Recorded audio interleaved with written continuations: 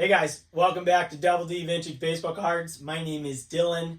I will be your host tonight on my baseball card new wall display reveal. I built this custom. As you guys can see, this wall goes 360 around. I'm going to take you guys deeper in 1 second and you'll get a closer view. I wanted you guys to have a straight on view of this wall first and foremost with everything so I can show you how it works. But I want to talk a little bit about why I built a new wall for more cards to be displayed. My wife, she is just the most beautiful, kindest, hardest working, amazing wife, and so supportive, and we just feed off each other. We surf together, we do everything together. We work in the same room together, and we have our displays, our childhood displays behind us. These are mine, and then my wife's here, and then more baseball cards, and we have her art on this whole wall, and then you guys don't even know what's on this side. So she's just amazing. So she comes up with crazy visions, and we tag team on them, and this was 100% her idea. She's like, why don't you build a display where we have storage right here and we have a curtain up so we can get to the storage and easily. We didn't want a door or anything at the time. It's so, it's all custom built, all this, everything you see by me, 100%. This whole room, no one's ever been in here but me and my wife. So this was like she said, why don't you do more display? Because I'm struggling with storage things. We can't, it's just, how it goes. It's not that it's growing. It's actually we needed more room to display things, and she's like, dude, right there. So she came up with the idea, and I just ran the design in my head, and I go, dude, I could do it. That'd be insane. And what you're seeing here is the beginning of my masterpiece collection. These aren't all the cards in my collection, but I will show you how I did it to share an example of each individual card, and they have different zones. But what you're going to see in this wall are really, really well-centered, high eye appeal cards, regardless of the grade. There are exceptions. There are cards that mean something to me. Some of them I want to keep some OC stuff that just looks really good, like Pack Fresh OC stuff, a couple of them, not all of them, but what you're going to see is an example of every single Bowman design from 48 to 54. You're going to see every single design of Topps all the way to 1980, and you're going to see an example that represents my collection. So I might have a whole bunch more 68s, which I do, a whole bunch more of 61s, all these different sets, but I can take them out and change them with another card, and just to see it all centered. And I can look over when I'm hunting on eBay, looking for an example that looks perfect and looks really good. I can go on my wall and use this as a guide. Because these are based off of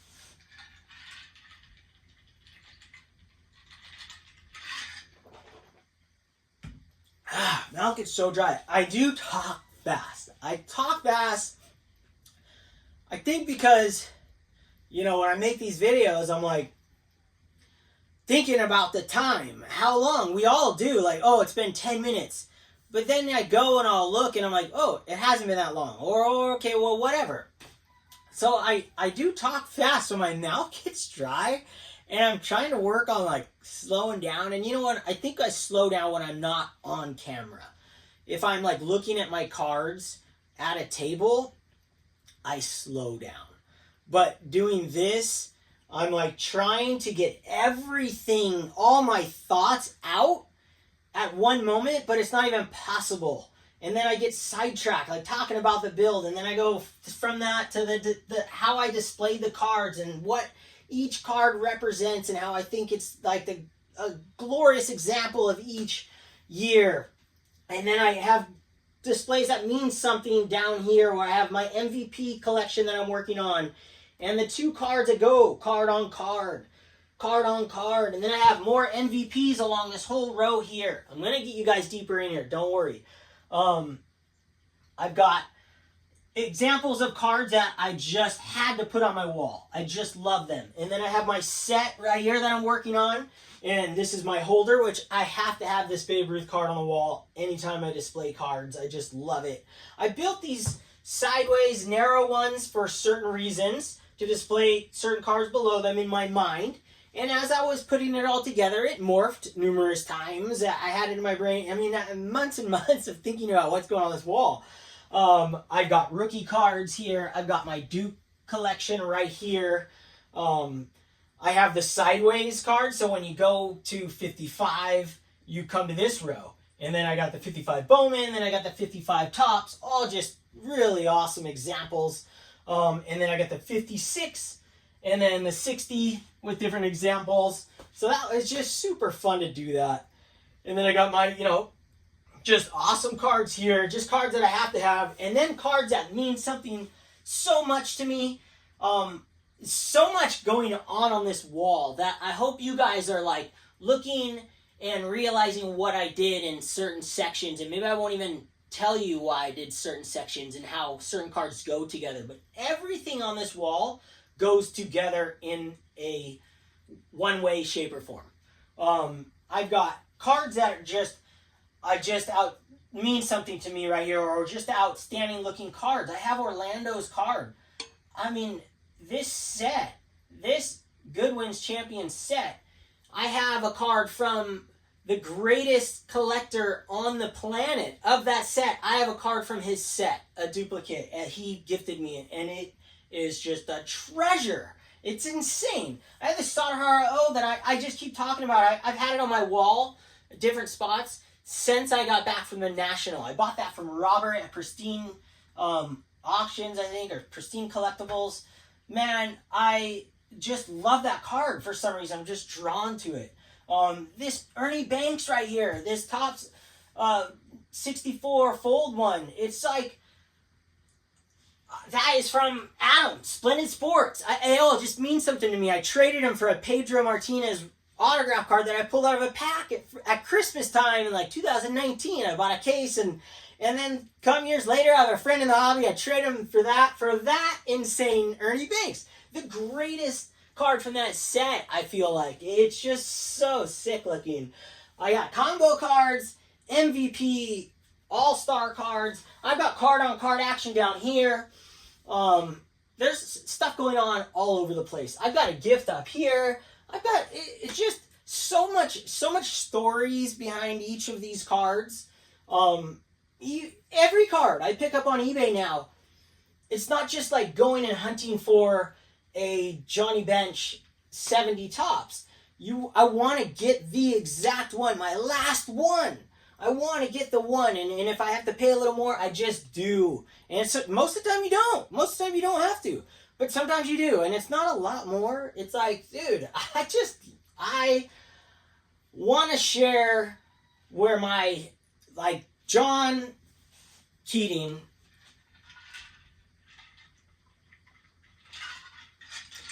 ice gets in the way. John Keating, that 70s show, I listen to his podcast all the time. Great guy. He talked about how we are, I can't remember exact words, but I feel it was a quote. I remembered it at one point. I was going to die, but it probably will come to me. This amazing quote. But what he got to was what a lot of us think about is these are our museum pieces. These are our art pieces. We may not be artists. I may not be an artist like my wife, but I can create art with my cards, with my collection, with displaying them, with putting them in your albums on display for yourself, all kinds of different reasons, with them all centered. Everything's going to be an art piece for every collector.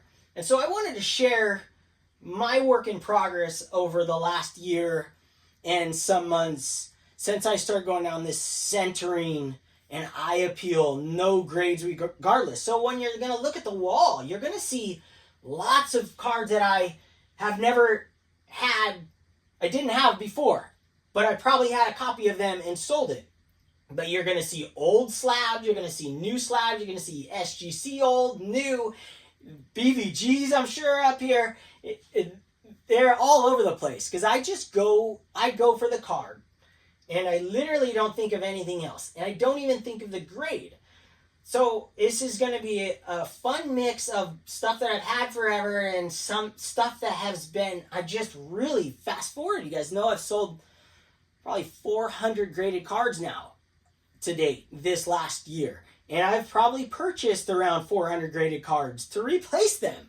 So it's just like a refresh and change it. And for me to make that move was really hard. And it's really hard to sell your cards as a collector, someone who's had these cards for so long, and to switch your opinion.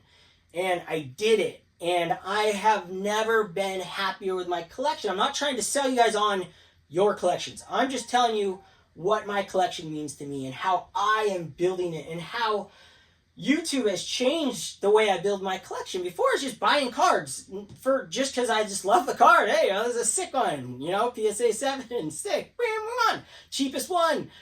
Just love the card. Oh, I want to get that. Oh, that card looks sick. Buy it. No rhyme or reason, except for the fact that I love the card and I want to have the card. Nostalgic reasons, but there wasn't like, oh, I want to get all the MVPs. No, I was collecting the 75 MVPs, and I wanted to collect cards on cards, but I was never focused enough to like only hunt for those. And I'm still not that guy. What cards come to me, they come to me. I find them centered. I go for them, regardless of the card. If it's a vintage card and it's going for a good price, it's not an 8, a 9, a 10. Dude, I'm probably trying for it if it's centered and I see it. Even if I have doubles of the ones that are really hard to get, but those are really hard to come by. But that's where my collection's going. I'm just really excited to show you guys this thing. So let me show you guys how it works first right now. So right here, this whole thing is gonna roll out, okay? Now it's on hinges, but there was no, I wasn't hitting a stud on that side. So I was like nervous about the hinge situation. And so I reinforced things, but then I thought about the wheels and the hinge. No brainer. So there's no tension on that wall. So it just worked out perfect. So how sick is this? So it folds out. I have storage back here. That's like behind the Wizard of Oz. Not getting back there, guys. Close that up. It's just like insane. And for me to share this with you guys, I've had it done for a little over a week. Had the cards up for about just as long. I took them all down one time, redid it, and I wanted to set the lighting up properly. It's not easy. It's easy to see them when you're not trying to film it. We're trying to film it, it's like insane. So let me just zoom you guys in here. I'm going to keep talking. And I also videoed it. So if I want to edit it in, because I don't know that I really want to grab, I'm probably just going to grab the whole thing and bring it up and close and personal. Let me get some water in my lungs, in my throat, my mouth.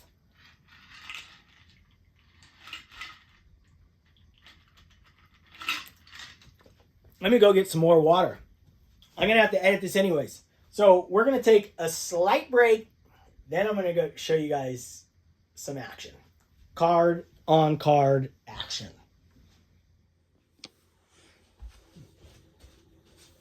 Dudes, I hope you guys can see me. All right. Card on card action is going to go down. We're going to show some MVPs. We're going to show some rookie cards. I'm going to show you guys a up close personal tour of my collection. And this is 100 cards. I think I was gonna get 150 or so, but I decided not to go all the way up with it because we have a ladder, and the way it designed this made more sense. I also pull that over top during the day when I'm not home, the curtain. So the curtain goes over top, which is sick, so no light at all. Just pop the thing off when I want to look at it, or when we're in here working, I pull it off. I just I want to show you guys, not out of a sense of like, dude, you guys got to do this, it's the best thing ever. How I feel, yeah, dude, you guys got to do it, it's the best thing ever. But it's only because I'm excited to show you guys, and how I feel about my collection is the best I've ever felt in my life. I've never thought of my collection in the ways I'm thinking of my collection now. Does that make sense?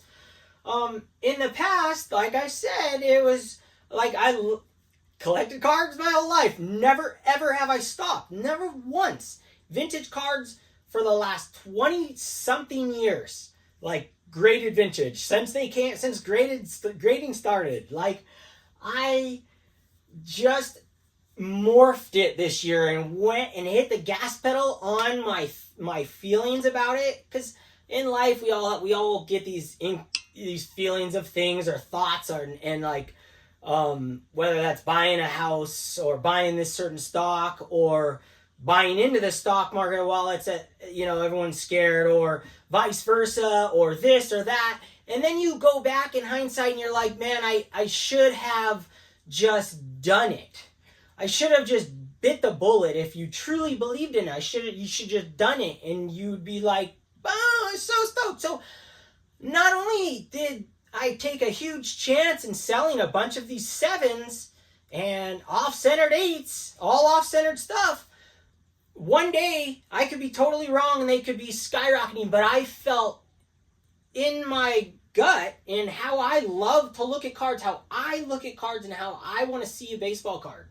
I am 100% sold on the fact that my collection one day is going to be a world-class collection. Not because of I have the biggest cards in my collection, but because, like Adam was saying, Splendid Sports, because my entire collection is going to be perfectly centered. It's going to be the copy that the artist who originally designed the card pictured and drew up the first card. That's how my set is supposed to look. That's what I want my collection to look like. I want it to look like it was supposed to look like. So this isn't a toot my horn.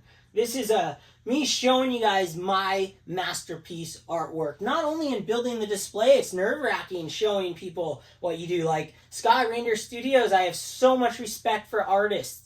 They put themselves out there. They do art for people, and they do it live and like get responses. And like my wife, I sell her art every weekend at pop-up shops, and she sells hers, and you get physical and emotional responses from artwork all the time. And it is just like that for baseball cards for us. And when you see an entire collection, not just one in particular card, when a whole collection of smaller cards, so to speak. Yeah, I have some big cards, but smaller cards. Like I like $25, I like $50, $100 cards. It becomes something way more special. And for me, having those copies that look like they're supposed to, just, man, I'm so happy with it. So let me grab the camera and we're going to have a little fun and show you guys some up close, and you make your own opinion up. And there are going to be some off-centered stuff. You're going to see it. Whether I point it out, you'll know it. So you guys got to bear with me here, because this is some serious, like, holding the camera style. And you know how it can get shaky and whatnot, but I think I got a pretty good handle on it. So we're going to go from the top. That top row right there, we got 1951 Topps, starts it all off. And one of my favorite designed sets of all time and cards of all time. And I put the Warren Spawn up next to an unopened pack. I can just talk about every one of these cards. I can already sense it. But my arms are going to break. So you guys are lucky in that sense, because I could stop on every one of these cards. Like that Jackie Robinson right there. I didn't even realize that's the only Jackie I have on the wall.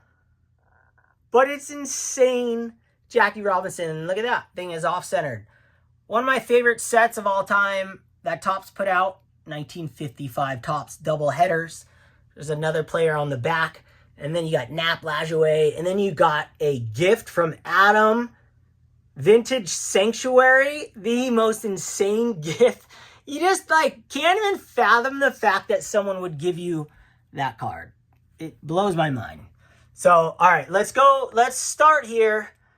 And we're going 1948 Bowman. I'm going to show 2 rows at once.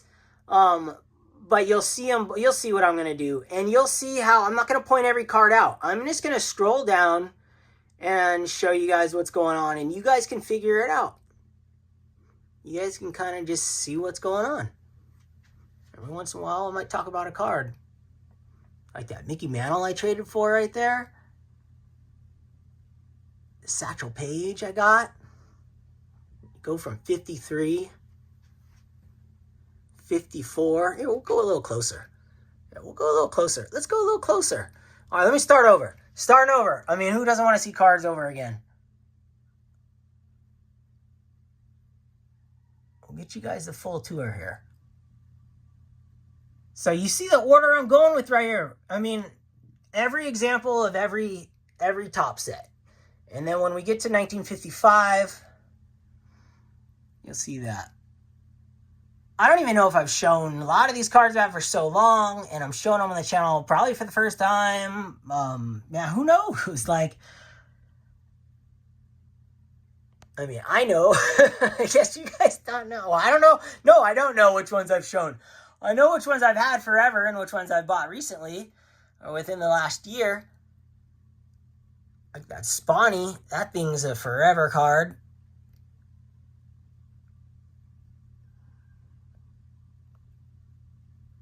Dawn Field of Dreams, favorite card right there. The 65 Banks.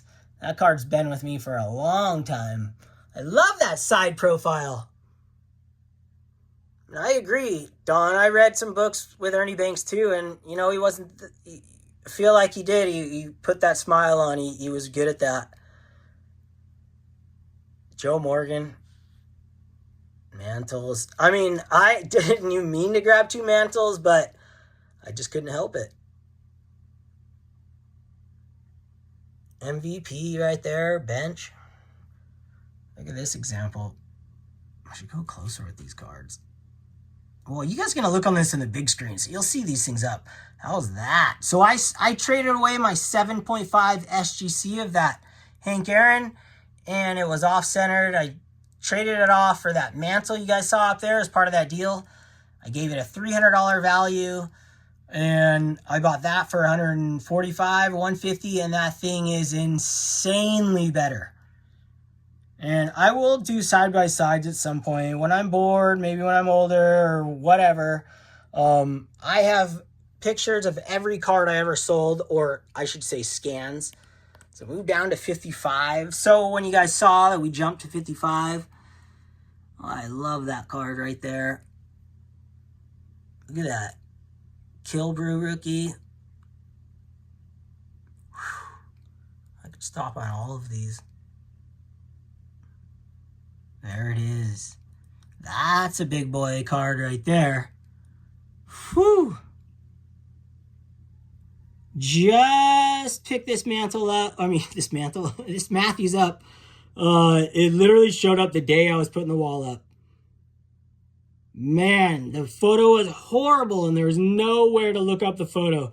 That mark in the top right is all the cards, so that's not a damage. I mean, that thing is insane.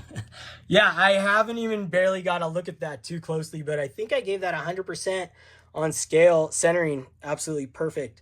This one's not perfect, but it's nice. 56. And then 60. Hank Aaron, 60 Topps. You guys should have seen it. I sold one of these about 6-7 years ago when I first moved to Hawaii. I think 7 years ago. Sold a 7. I think I bought it for like $30. It went for $350 that long ago, and it blew my mind. But I have a photo of it still, and it's off-centered. I actually found it on the PSA website or it had sold not too long ago, and I took a screenshot of it, and I'm so stoked because my copy is 10 times better looking. And I bought my new copy for $350. Same price I sold that other one, the 7.4 that was off-centered, about 6 years ago. Go down here. 1975. 6. 77's impossible. I had literally, all I had was off-centered 77s. That's a set I need to work on. I need to work on that. This was from the National, the Munson. Ozzy, nice to have a decently centered copy of that. That's a tough one. Henderson, not tough to find a centered one. That one's not even perfect.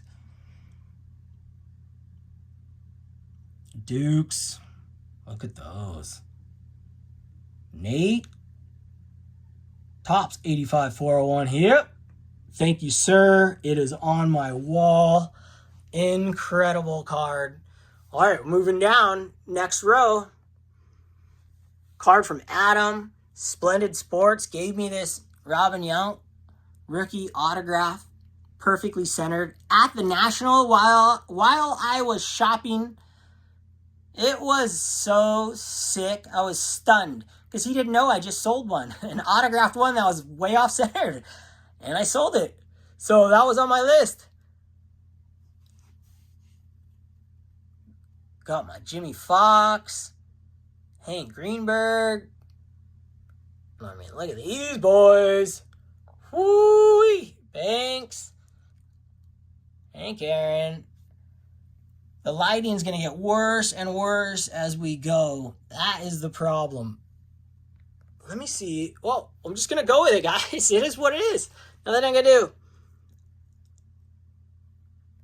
And then this is going to be right here. This insane Babe Ruth 54 Top Scoop is going to be replaced with a Hank Aaron Upper Deck Heroes card when I finally find the one I want.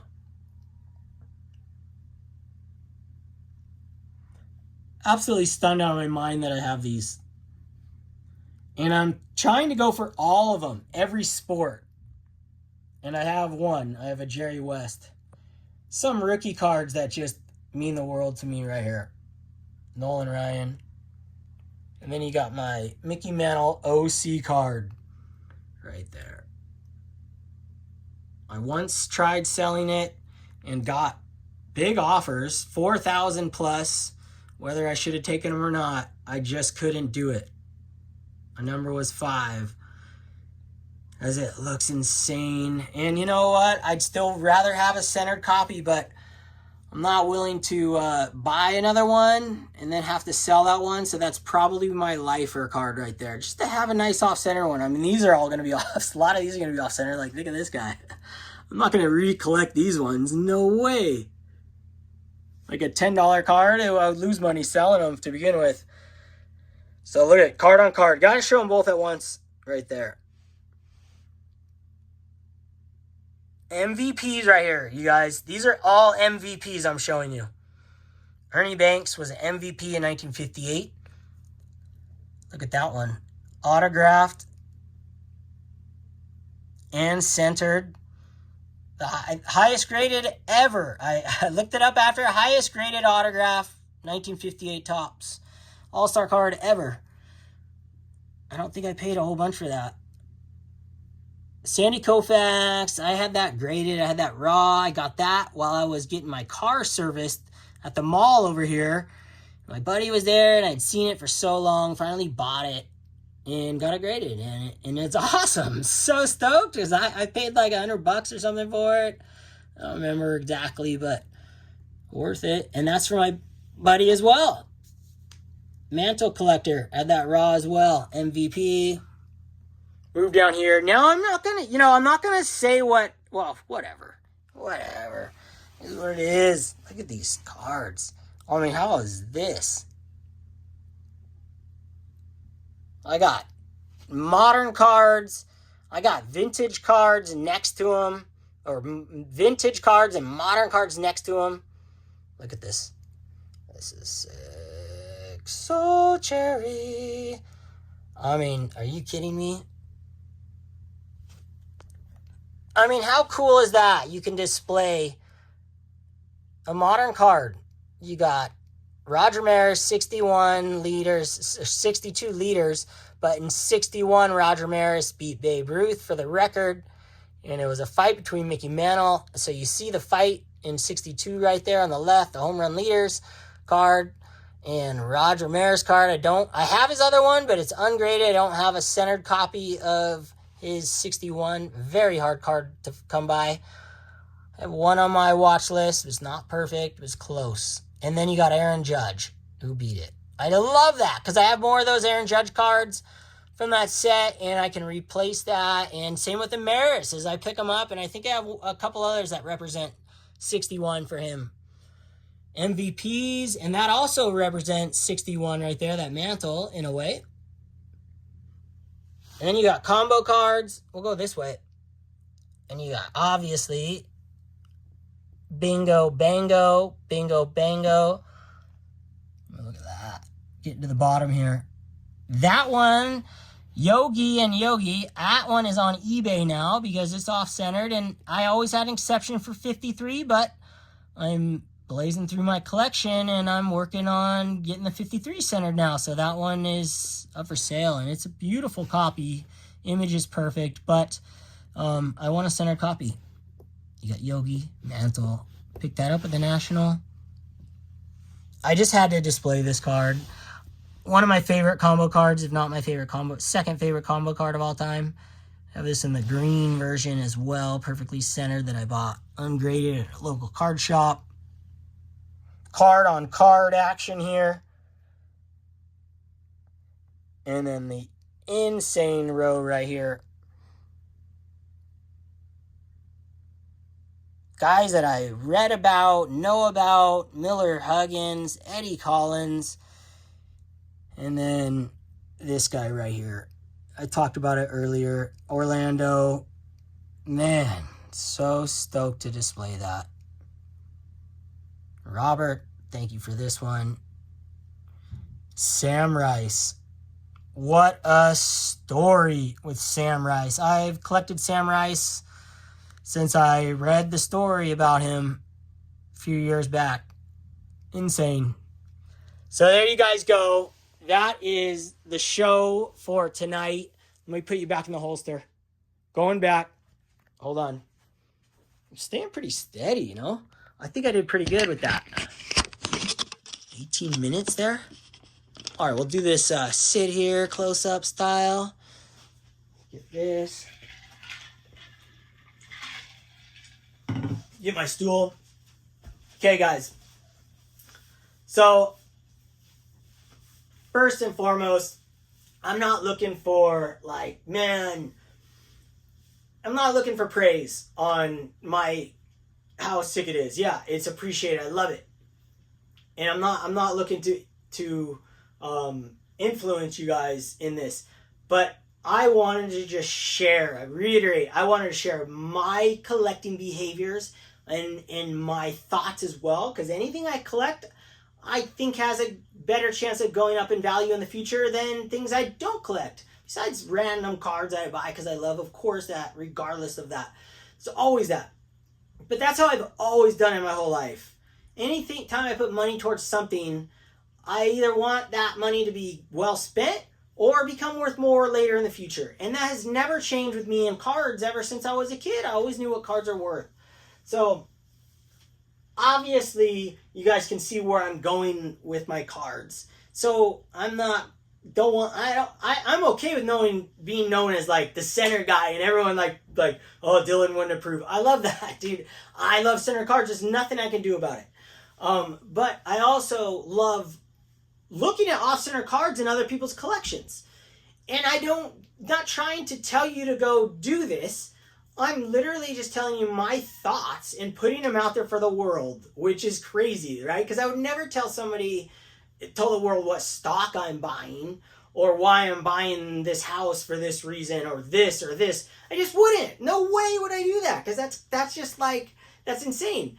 But I am telling you what I'm buying that I think is going to become worth more in the future, but for the reason of the fact that I like talking about that stuff, but more importantly, I like sharing my collection and I like sharing my journey with you guys. And I like that you guys are in here sharing it with me, and I get to text you guys and talk to you guys and write comments. And so I appreciate everyone's feedback, assuming it's positive, because I just, if there's a negative one, I just get bad energy. It's not why I do this. It's not why I'm here. I'm not doing this YouTube channel for any other reasons other than the fact that I want to share my progress on my collection. I want to have my friends that I've made. I want to make more friends, and I want to be in this hobby thick in it, you know, but not where I need to, like, I just don't want it. I hate negative stuff. I just hate it. You know, I hate it. I put my opinions out there, but I'm not telling you that I'm right. I'm just telling you my opinion. I'm not saying this is the way to do it. I'm not saying centering is the future. I'm saying that's my opinion. I think centering is going to be worth more in the future, but that doesn't mean I'm out there with a flag saying you have to do this. So I just want to make that really clear. I love all baseball cards, but my collection this is the direction I'm going with it, and I'm so stoked. So thank you guys for listening. Thank you guys for watching. Thank you guys for being so kind to me and leaving comments. I love hearing, I say this all the time, if you've listened this long, you'll listen to the end. I love hearing what your favorite card is you saw each time in my video. That's my favorite comment to leave, and that's my favorite comment to get.